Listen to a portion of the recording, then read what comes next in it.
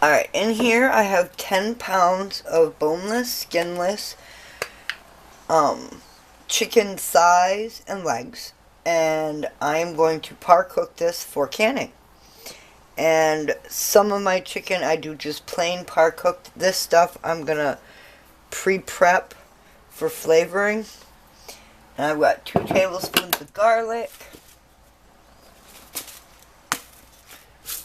2 tablespoons of chopped onions,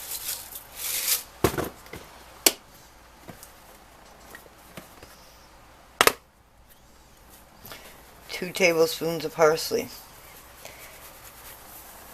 And then I'm going to mix it up and let this cook for a couple of hours on high until it's nice and par cooked. Then we're going to prep it for canning. We'll be back. And there it is. That 10 pounds of chicken I was going to par cook, I ended up hard cooking it, cooking it all the way before I canned it.